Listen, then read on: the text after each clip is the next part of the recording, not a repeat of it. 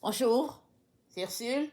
On est le 11 décembre 2025. Bienvenue à Vie et Miséricorde. Nous allons parler ce matin nous allons parler de les réseaux sociaux et nous. Excusez, les réseaux sociaux et nous.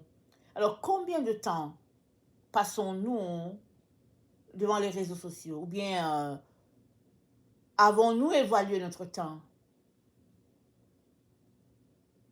par rapport, n'est-ce pas, aux réseaux sociaux? Est-ce que ça se mesure en heures? Combien d'heures? Ça se mesure en minutes parce que nous avons dans une journée 24 heures. Et combien d'heures accordons-nous à nous entretenir avec, n'est-ce pas, les différentes plateformes mises à notre disposition? Alors, j'aimerais tout simplement nous rappeler à tous que si tu passes, exemple, 8 heures de ton temps, de ta journée, devant les réseaux sociaux, ou bien si tu passes 4 heures, disons, prenons 4 heures. Suppose que tu finis d'évaluer ta journée, et puis c'est à peu près 4 heures devant les réseaux sociaux. Je viens te dire que tu as volé à Dieu 4 heures de son temps avec toi. Voilà combien la situation est critique, et il est important de s'y pencher parce que Dieu nous a créés à son image et c'est avec lui que nous devons communier, pas avec autre chose. Et cette autre chose-là s'appelle idolâtrie.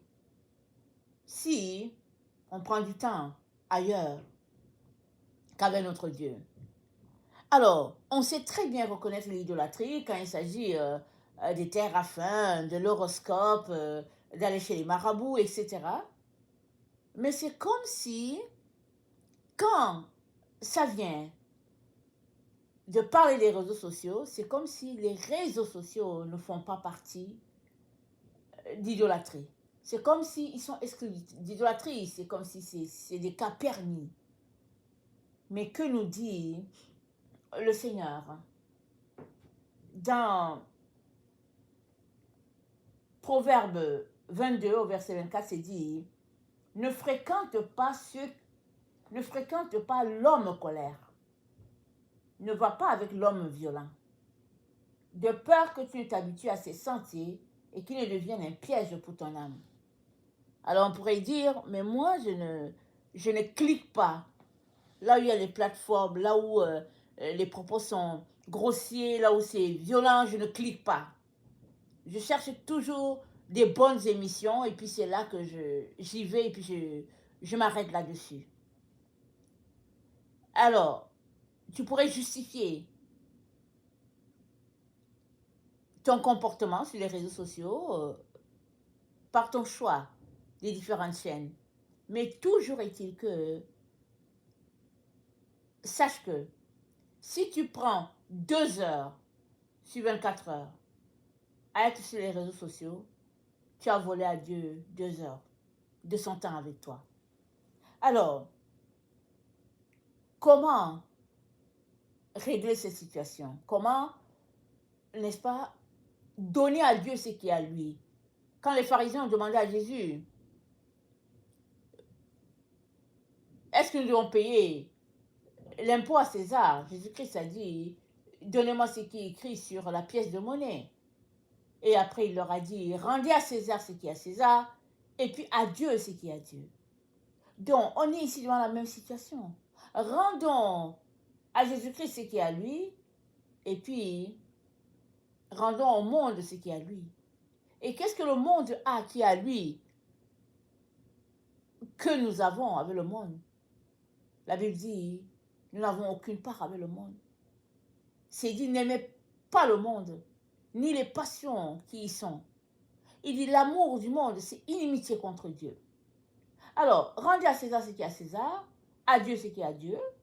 Et dans notre cas, on rend à César, les réseaux sociaux, on leur rend ce qui est à eux. Et puis, à Dieu, on nous donne tout ce qui est de nous, notre temps. Parce que notre temps, c'est avec Dieu, ce n'est pas avec les réseaux sociaux.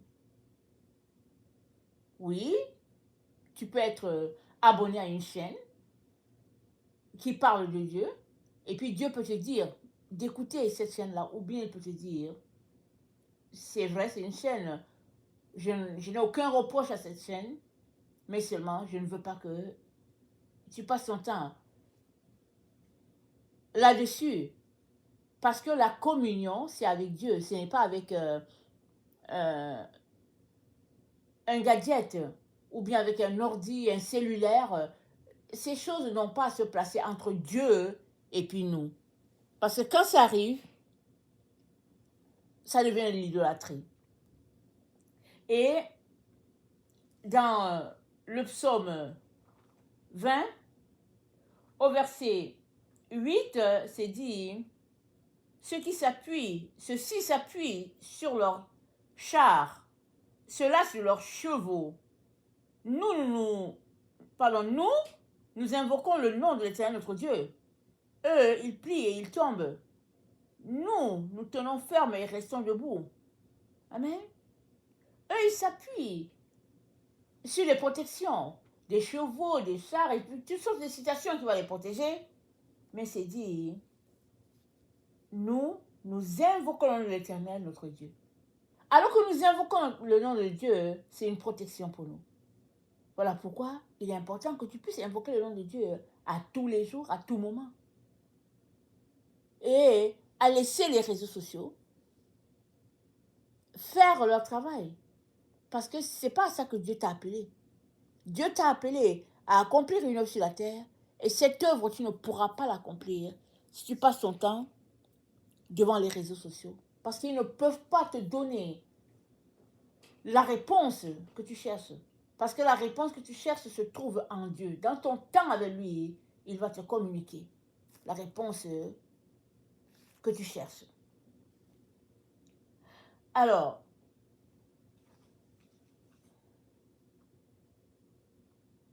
dans le psaume 31, le verset 36,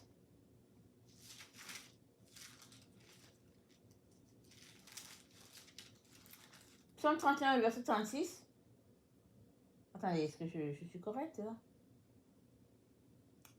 On dirait que j'ai fait...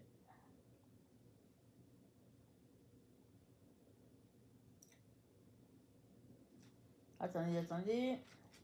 Ça pour moi un protecteur. Je ne sais pas pourquoi. Voilà. C'est pas le 36, mais le verset 3b. Je me suis trompée avec mon B. Mon B ressemble au 6. Alors, le psaume 31, le verset 3.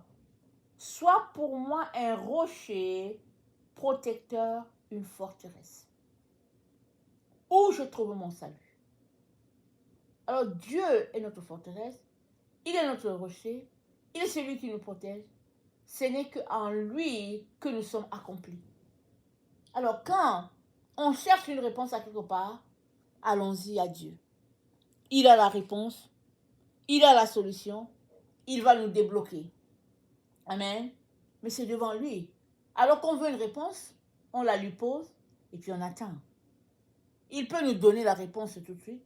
Il peut aussi donner après les jours, après les mois. C'est lui. C'est lui qui décide. Alors que tu attends devant lui, il a le temps de faire un travail dans ton cœur. Amen. Et de te modeler afin que tu sois tel qu'il aimerait que tu sois. Et au psaume 31, le verset 16, c'est dit, mes destinées sont dans ta main. Délivre-moi de mes ennemis et de mes persécuteurs. Mes destinées sont dans ta main. Délivre-moi de mes ennemis. Délivre-moi de mes persécuteurs. Tes destinées ne sont pas, ta destinée n'est pas sur les réseaux sociaux. Ta destinée, c'est entre les mains de Dieu. C'est dit, délivre-moi de mes ennemis. Les réseaux sociaux peuvent être tes ennemis et pas à peu près. Parce que ça te gruge du temps. Ça t'empêche d'aller à Dieu et de t'enquérir pour ce qui est de ta destinée, de ta raison sur la terre. Et c'est dit, délivre-moi Délivre-moi. Souvent, hein, la délivrance va venir de nous-mêmes, dans le sens que c'est à nous de prendre la ferme décision de couper avec ces choses-là qui nous perdent le temps et de nous concentrer à chercher la face de Dieu. La Bible dit, plus le péché a abondé, plus la grâce a surabondé. Donc, plus tu retrouves une situation difficile, pressante et qui nécessite un lot de réconfort, plus la grâce de Dieu est là pour t'aider à aller de l'avant, pour te soutenir, pour te guider et te montrer le droit. Amen. Ça prend que toi-même, tu décides de laisser ces choses-là, que tu te fasses violence et que tu mettes en place un emploi du temps pour toi et ton Dieu. Parce que c'est dit de la bouche de Jean-Baptiste, le royaume de Dieu est forcé et puis ce sont les violents qui s'en emparent. Quand Jésus-Christ parlait de Jean-Baptiste, il dit, depuis le temps de Jean-Baptiste, j'ai dit de la bouche de Jean-Baptiste, mais ce n'est pas la bouche de Jean-Baptiste, c'est de la bouche de Jésus. Et Jésus-Christ a dit, depuis le temps de Jean-Baptiste, le royaume de Dieu est forcé. C'est-à-dire, il faudrait se faire violence à soi-même. Une violence qui requiert de t'abstenir de certaines choses dans ton caractère, de t'abstenir de certaines choses dans ton langage, ton habillement, ta façon de le faire, afin que la gloire de Dieu soit et que ta destinée qui est entre les mains de Dieu, tu puisses avoir accès à cela, que tu puisses aller à lui pour qu'il puisse te donner, point par point, la raison pour laquelle il t'a créé, la raison pour laquelle tu es là. Amen. Ça prend cela. Et alors que tu cherches à connaître ta destinée, commence d'abord par donner ta vie à Jésus si tu ne l'as pas encore fait. C'est d'ouvrir ta bouche pour dire, Seigneur Jésus, pardonne-moi de m'être égaré, de m'intéresser aux autres choses. Aujourd'hui, j'aimerais être ton enfant. Montre-moi comment marcher avec toi et te rester fidèle. Amen. Amen.